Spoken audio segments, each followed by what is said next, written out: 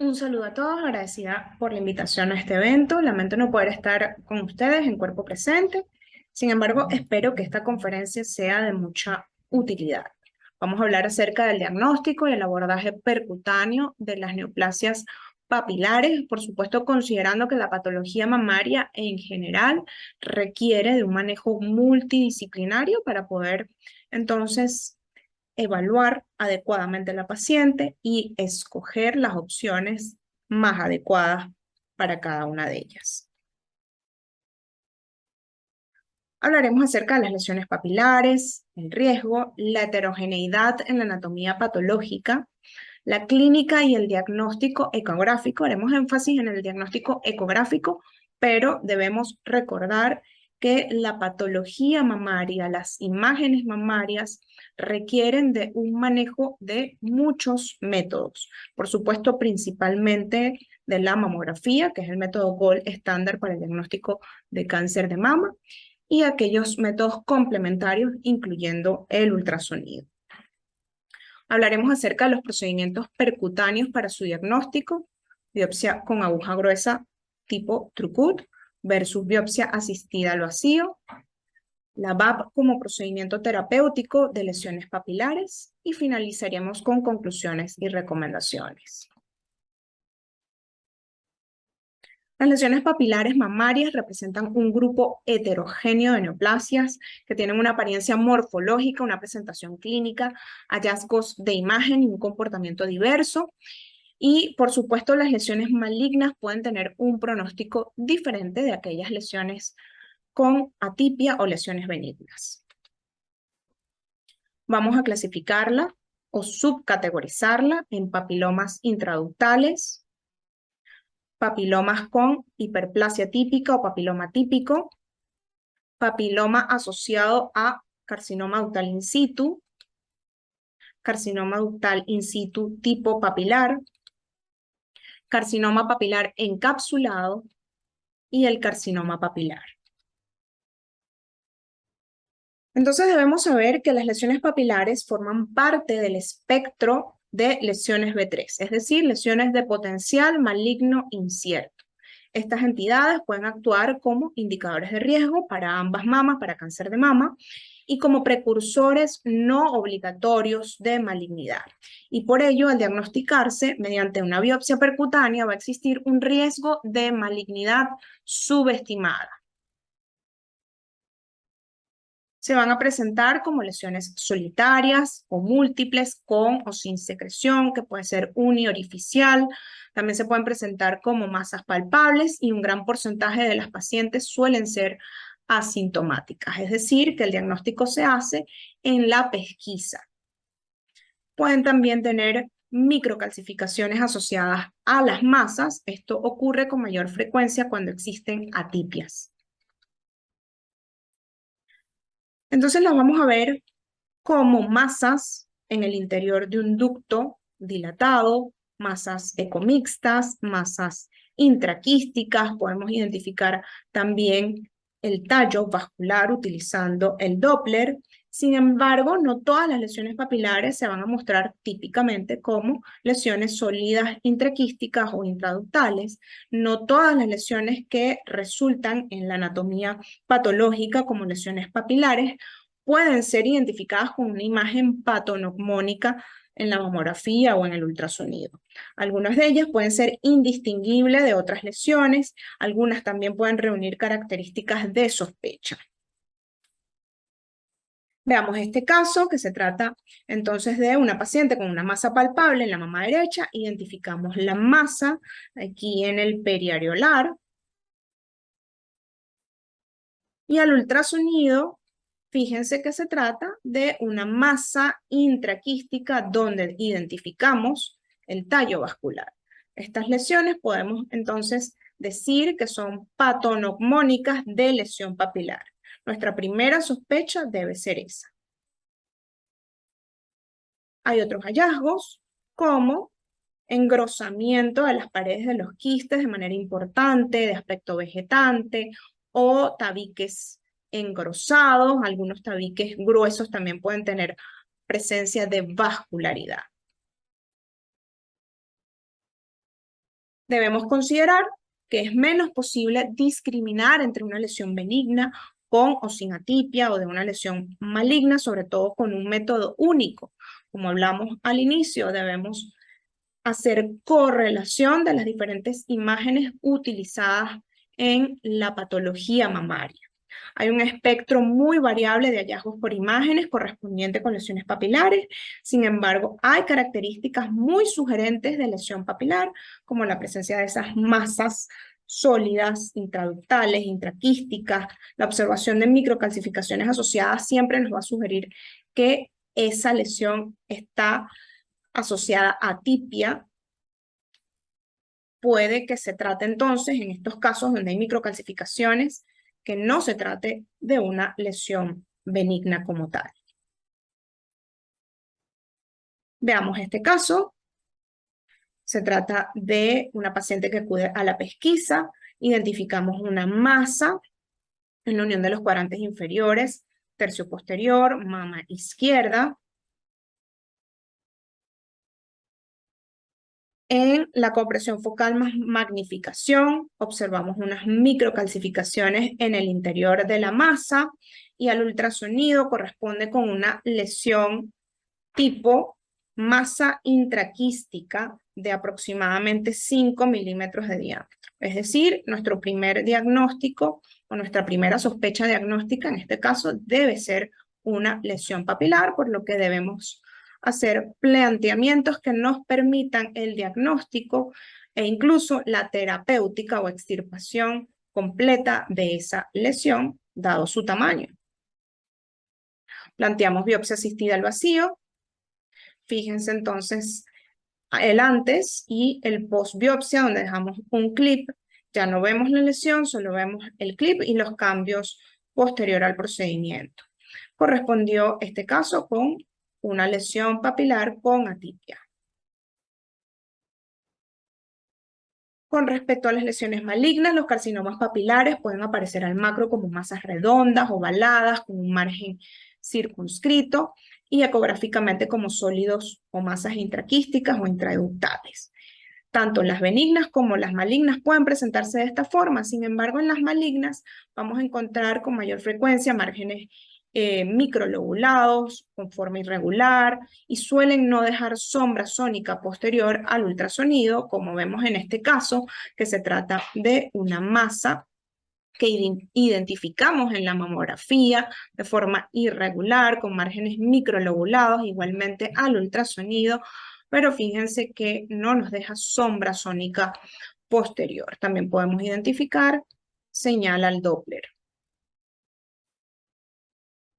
Acá vemos otras lesiones que pueden ser muy difícil para nosotros interpretar que esto se trate de una lesión papilar, ya que sus características son indistinguibles de otras lesiones malignas, exceptuando que, fíjense cómo en este caso hay refuerzo sónico posterior y en este otro caso hay un comportamiento posterior neutro, con sombras laterales. Eso debemos considerar. Sin embargo, ya el hecho de que tenga una forma irregular con unos márgenes microlobulados debe hacernos sospechar de que se trata de una lesión maligna y que debe ir a biopsia. Este otro caso se trata de un paciente masculino de 80 años de edad, consulta por una masa palpable en la mama derecha. Realizamos mamografía, ya que este es el método gold estándar también para mama masculina. Identificamos esta masa en el retroareolar y en la mama izquierda observamos una ginecomastia. Hacemos el eco complementario, observamos la masa, franca sospecha, con cambios también axilares, ipsilaterales. Acá igualmente vemos el Doppler de esa lesión. Y en la mama contralateral identificamos la presencia de tejido fibroglandular, pero adicionalmente observamos esta lesión que, si bien no reúne unas características francas de sospecha, debemos también plantearle un procedimiento de biopsia. Este caso resultó en un carcinoma papilar bilateral.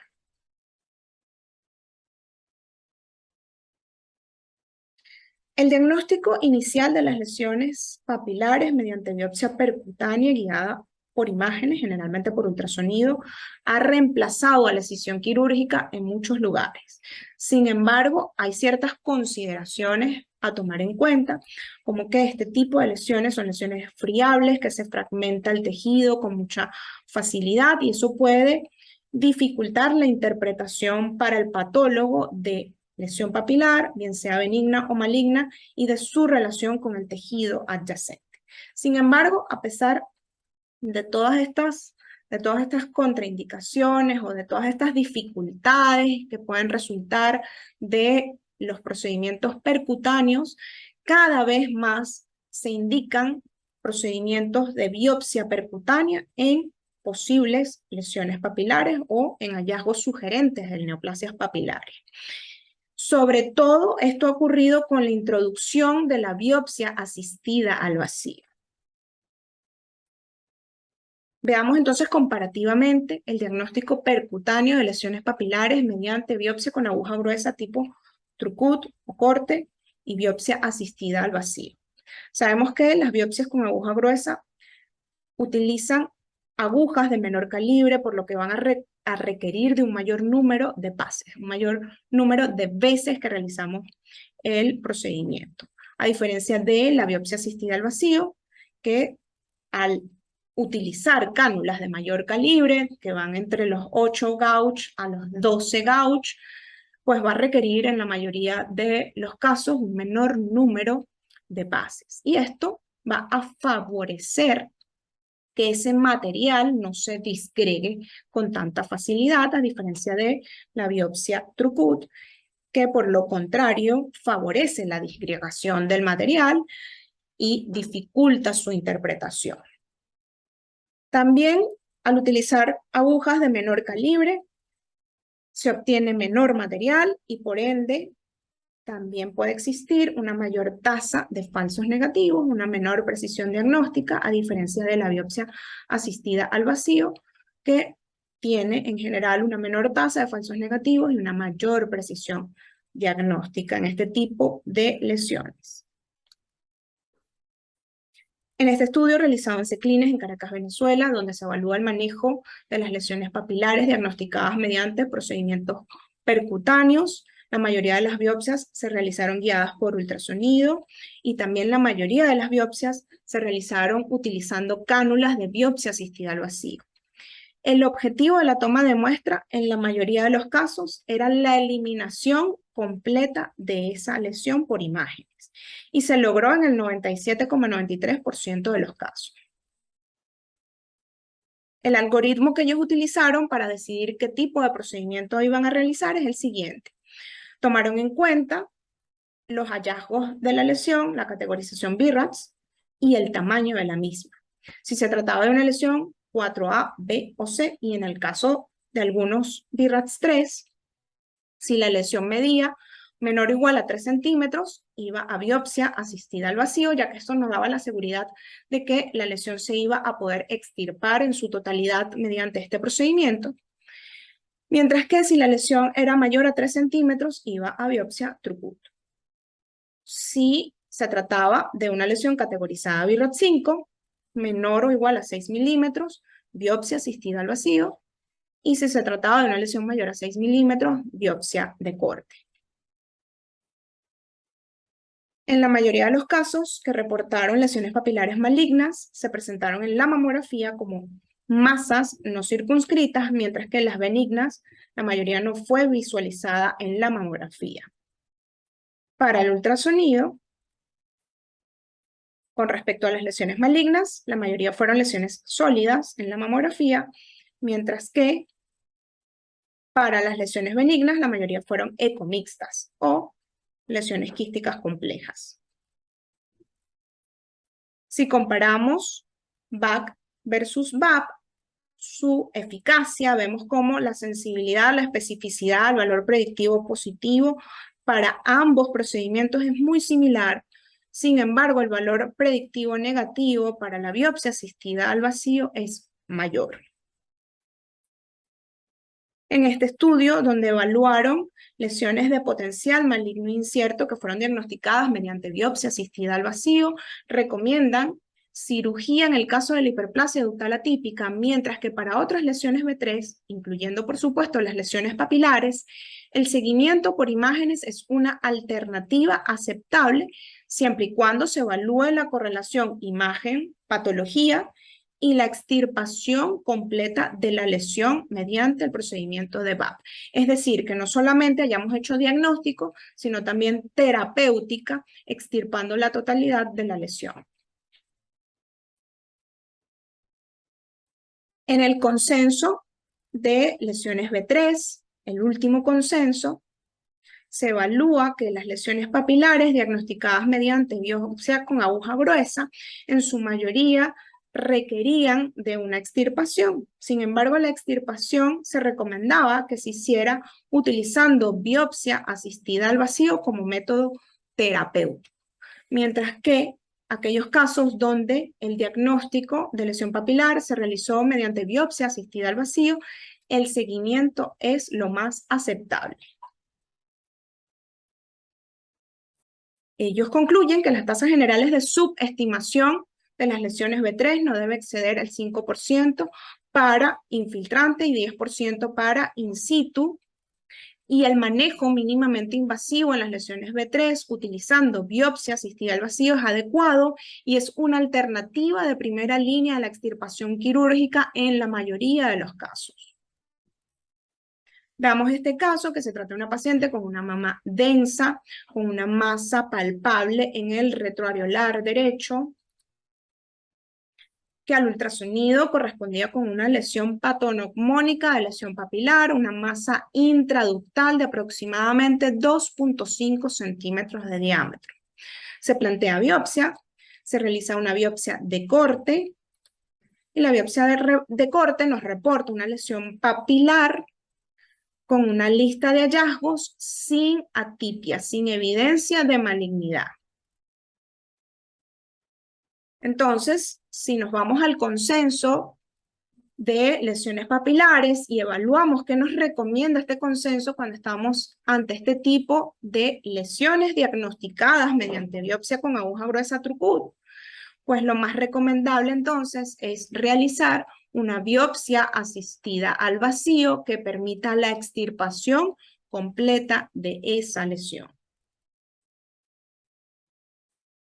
En este otro estudio, donde se evalúa la utilidad de la biopsia asistida al vacío para lesiones papilares, no encontraron falsos negativos en lesiones menores a 30 milímetros y tiene como ventaja el uso de este procedimiento que en caso de recaída se puede manejar realizando una segunda biopsia asistida al vacío y además de que soluciona también la secreción en la mayoría de las pacientes.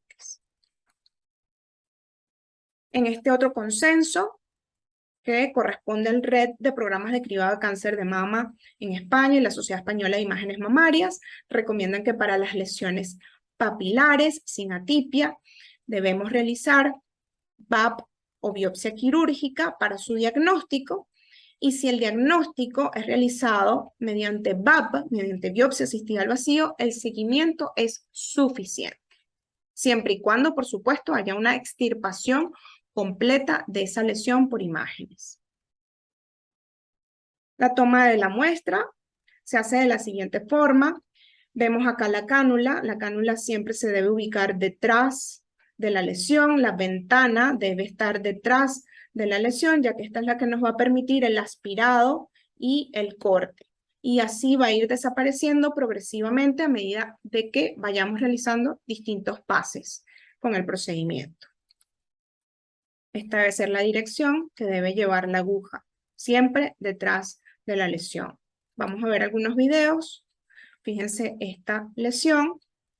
Acá vemos la cánula, vemos la ventana de la cánula.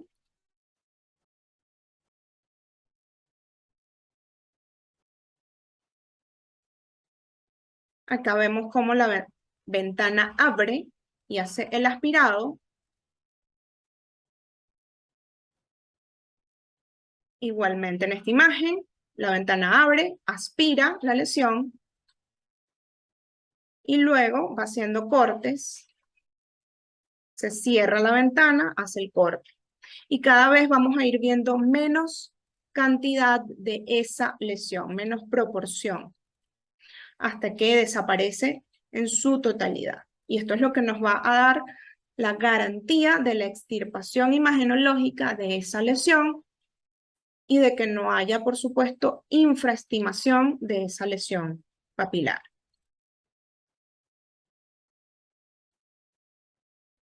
Para concluir, las lesiones papilares son lesiones heterogéneas en clínica, presentación por imagen y anatomía patológica.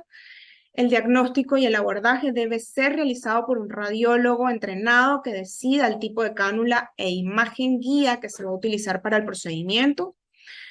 Debemos tener criterios diagnósticos adecuados de un patólogo de mama. Debe existir concordancia entre la imagen y el resultado final de la anatomía patológica. El radiólogo tiene la tarea de escoger el método de imagen que va a servir como guía para realizar ese procedimiento de biopsia que mejor identifique la alteración y debe además tener un protocolo de trabajo que nos dé la seguridad en los resultados de la anatomía patológica. Y siempre que estemos ante lesiones papilares debemos considerar la representatividad de la muestra de esa biopsia, el grado de sospecha inicial y la rentabilidad entre realizar una nueva biopsia o una extirpación quirúrgica. Muchas gracias por su atención.